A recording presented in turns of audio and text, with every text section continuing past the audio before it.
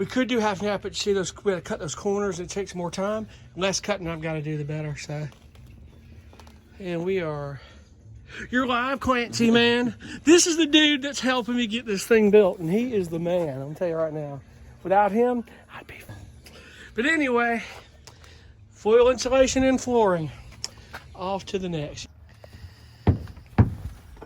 Oh, the details in flooring. This is crazy. 66 square feet. It's not as easy as it looks when it comes to putting this puzzle together. All this flooring you've got to do. It's you got to be little gaps on the edges because this stuff's going to shift. I'm going to angle this. All right. Whole thing together. So, you want to do vinyl plank in one of these vans, it's no joke. There's some weird angles, and you got to make sure everything is level and you get this stuff done. So, this is taking a little bit, but we're going to get it. Outer edges first off the center, and then we'll be able to get this done. So far, so good.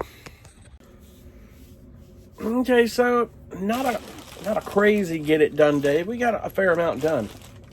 Got all the subflooring done, and we got half the vinyl plank. As I said earlier in a little segment, there's a lot of details, and as you guys maybe building this know, there's a lot of details in the flooring that, you know, when you're in a house, everything is perpendicular and parallel, and there's usually a corner, and it squares off. For the most part, unless you're going around a toilet or something odd and something different, but for the most part, everything's pretty much squared off.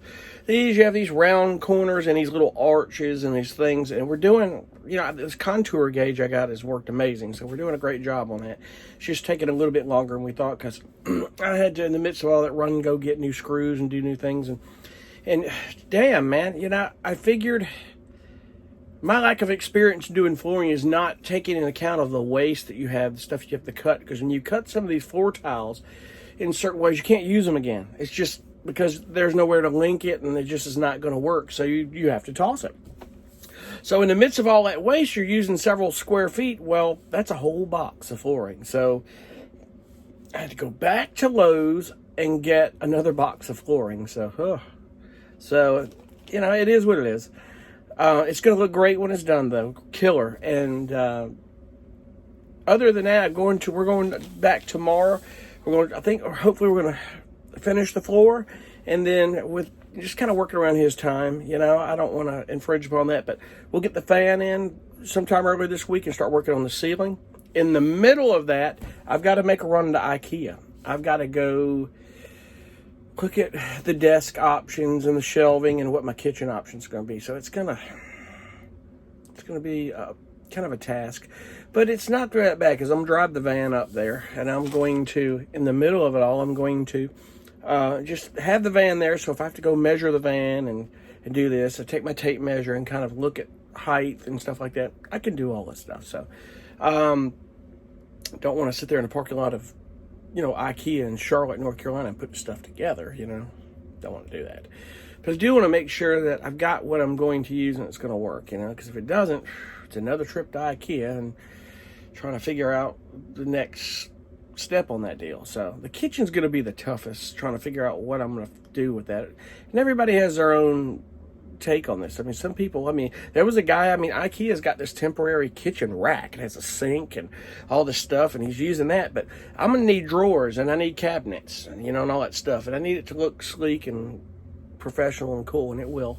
So I'll figure all that out. You know, I gotta have cabinetries where the AC unit's gonna be the bottom and it runs up. I need storage for clothing and stuff. I need a kitchen cabinets where I've got things, but where I can get a microwave convection oven built in, and my refrigerator will go in and not come out too far. So I already know the dimensions on that fridge, and it's just going to be what it's going to be. It's going to stick out just a little bit. I think it's 26, 27 inches, so a little bit further than the cabinet, but that's okay.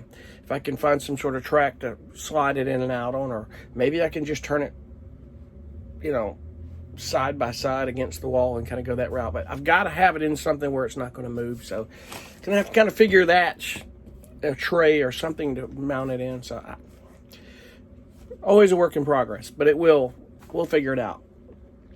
Just don't want to infringe upon my storage space under the bed, because I'm going to have my power stuff in there, and I may very well, if the AC doesn't work under the shelving on the other side, it may be going under the bed as well, where my return vent is coming in that front wall for the bed. So we'll figure it out, one step at a time on that deal. But I just got to get the flooring and the ceiling done and the fan, and we're going to figure the walls after we figure where the shelves and everything are going to go, and we'll put the walls around that.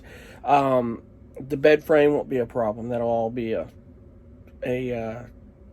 good to go on that deal. So it's just, we're getting it done one thing at a time. So until tomorrow, we'll keep you posted, and maybe we can see pictures of the completed floor. Be cool. Bye.